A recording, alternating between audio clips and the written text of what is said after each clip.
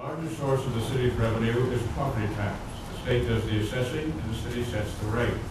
However, Annapolis is at a disadvantage in that a substantial amount of property is tax exempt.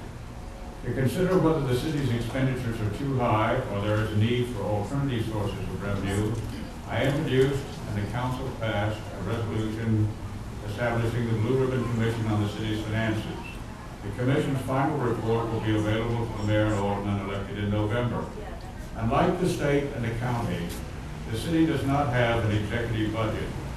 However, because the mayor is full-time and is in a better position than part-time aldermen to learn about the workings of the city government, the mayor is the preeminent public official in managing the city's finances. I have often observed, that because of the unique attractions of Annapolis, most of which are located in or adjacent to the First Ward, residents must be prepared to share the city with visitors. However, visitors who come here and those who benefit from their presence must recognize that Annapolis is not a museum.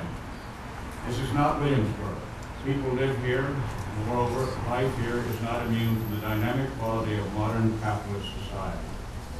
In the age of the global economy, global warming, and global communication, some may doubt the importance of local government. However, I remain convinced that local government still has a vital role to play in modern life. Compared to other governments, it is easily accessible and understood. How we maintain order yet protect individual liberty, how we travel to and within our community, how we use our land and our waters, how we preserve our remarkable collection of buildings from different eras yet live and work in the modern world, how we celebrate our diversity yet unite as a single community are all matters which are profoundly affected by the decisions of local government.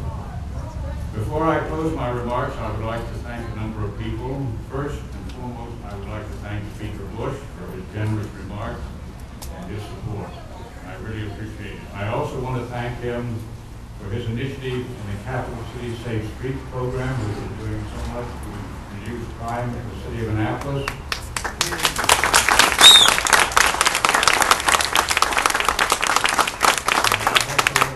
For his intervention in keeping the Annapolis Elementary School open.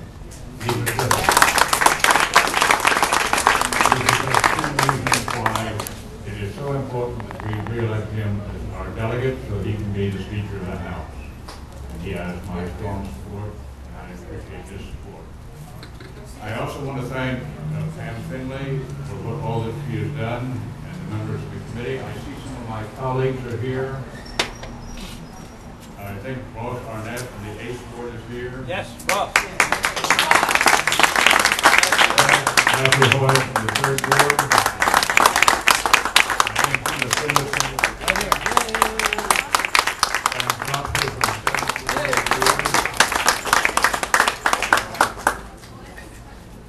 And Delegate Claggett.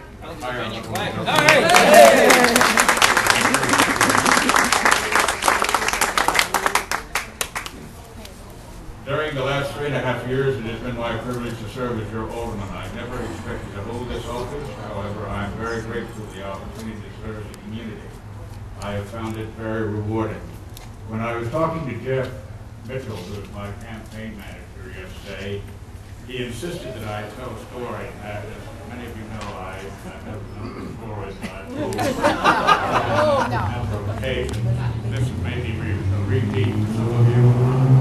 It's a story about Tim O'Neill, who was a long-serving member of the Speaker of the House of Representatives in Washington. A little known fact about Speaker O'Neill was that he was defeated the first time he ran for public office. He ran for City Council of Cambridge, Massachusetts, which was his hometown. The day after the election, he encountered one of his neighbors, let's call her Mrs. O'Leary.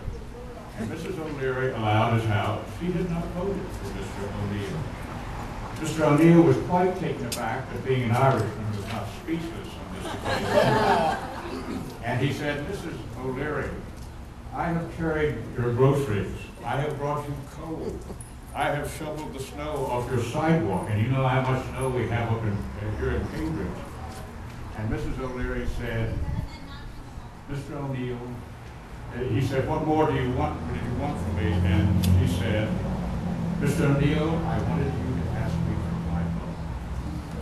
So that is something that I'm asking each and every one of you who lives in the board is to, I'm asking you for your vote. Whether I have an opponent or not, I do expect to continue my practice of being at 49 West, to be available on Saturday mornings to talk to my constituents.